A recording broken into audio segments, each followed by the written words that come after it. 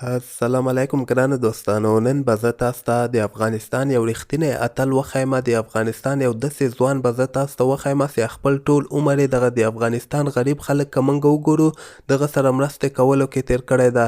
دوستانو کې تاسو هم دغه هلکی خوښیږي نو دغه ویډیو در سره حتما لایک کړئ. ما هغه تېره ورځ د دغه ځوان دغه یو څو ویډیوګانې وکتلې نو زه ورته ډېر زیات حیران پاتې سوم او ما ویلې چې افغانستان کې اوس هم دغسې خلک موجوده دي چې نه ورته خپل ځان ورته مهمه نه وي بلکې د افغانستان غریب خلک ورته مهمه وي.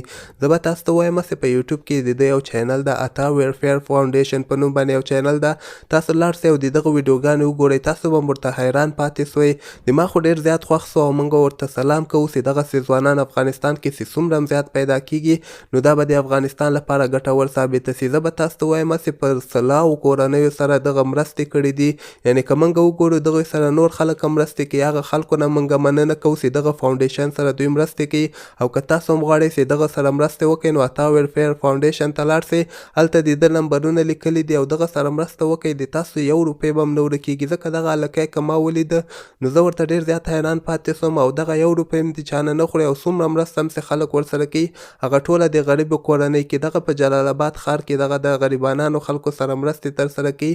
نو د ما ډېر زیات خوښ سو او موږ ورته سلام کوو او خدای دې وکړي ده ته د الله پاک ډېر زیات عمر ورکړي چې همدغسې د افغانستان غریبو خلکو سره مرستې کوي.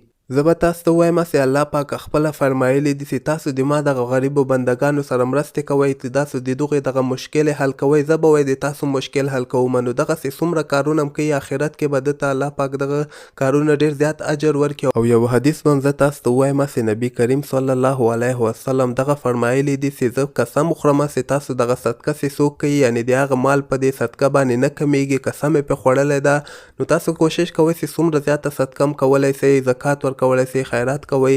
دغه راتلونکي کې د موږ او د تاسو د آخرت ګټه به تمامیږي ځکه الله پاک وایي چې دغه تاسو چې صدقه کوئ یا کوم خیراتونه کوئ زه تاسو ته د دې بدله په آخرت کې سوچنده یې درکوم. نو موږ او تاسو ته هم پکار ده باید دغسې غریبو خلکو سره مرستې وکړو خپل وس مطابق ورسره دغوی سره کومک وکړو ځکه افغانستان کې ډېر زیات غریب خلک اوسېږي. ما هغه تېره ورځ د دغه څو ویډیوګانې وکتلې نو د ما ورته ډېر زیات زړه مې ورته خفه سو. د دې خلکو ته که موږ وګورو ډېر زیات غریب خلک اوسېږي په افغانستان په هر ولایت ته که موږ لاړ شو پکې ډېر بې وسه او بې کسه خلک اوسېږي او بل خوا ته که موږ وګورو راتلونکې روزه میاشت مبارکه میاشت هم را روانه ده نو دغسې کوشش کوئ چې د افغانستان دغه غریبو خلکو سره چې څومره مرستې تاسو کولی شئ کومک ورسره کولی شئ نو دغه عطا ویلفیر فاونډیشن ما ته داسې ښکاري چې دا یعنې حقدار درته سپارل کېږي. نو تاسو هم که زکات وي که خیرات وي که هر شی نو تاسو یې دغوی ته لیږلی شئ او دی به که خیر د افغانستان دغه غریبو خلکو سره همدغسې څنګه چې ده مرستې شروع کړي دي کومکونه یې شروع کړي دي او آینده کې به موږ الله پاک ته دعا کوو چې ده ته د الله پاک ډېر زیات عمر ورکړي او همدغسې د دغه غریبو خلکو دعاګانې واخلي او دغوی دغه مشکل ورته حل کړي.